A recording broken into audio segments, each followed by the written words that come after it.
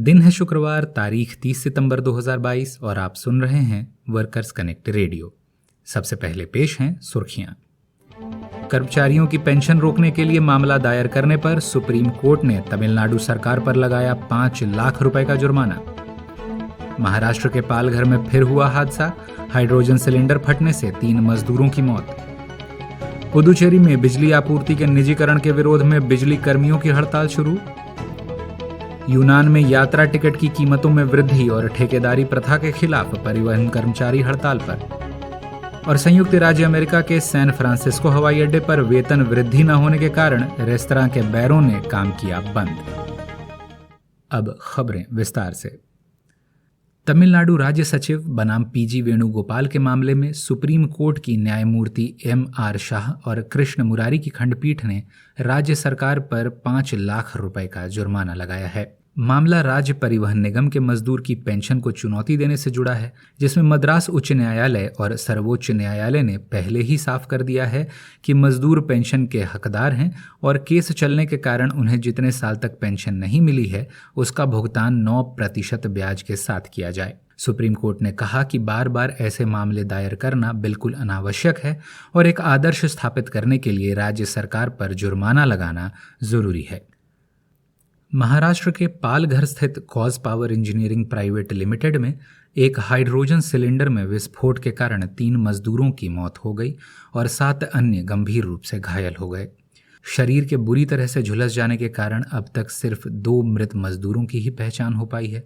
मृतकों की शिनाख्त 27 वर्षीय अजय बदर और 25 वर्षीय संदीप मिश्रा के रूप में हुई है।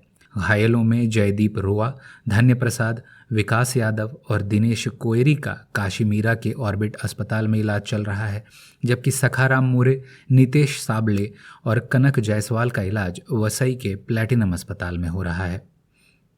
उधर पुदुचेरी बिजली विभाग के 20,000 से अधिक कर्मचारियों ने प्रस्तावित निजीकरण के खिलाफ हड़ताल शुरू कर दी है।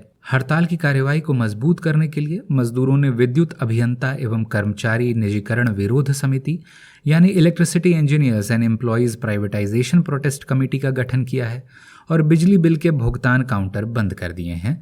साथ ही मीटर रीडिंग, रख रखाव और विद्युत आपूर्ति में त्रुटि आने पर मरम्मत करने के काम से भी इनकार कर दिया है। अंतर्राष्ट्रीय खबरों का रुख करने से पहले आपसे एक अनुरोध। यदि वर्कर्स कनेक्ट रेडियो की यह खबरें आपको लाभकारी लग रही हों तो इसे अन्य लोगों तक पहुंचाने में हमारी मदद करें। इस बुलेटिन का लिंक और लोगों के साथ साझा करें, इससे हमें नए श्रोताओं तक पहुंचने में मदद मिलेगी।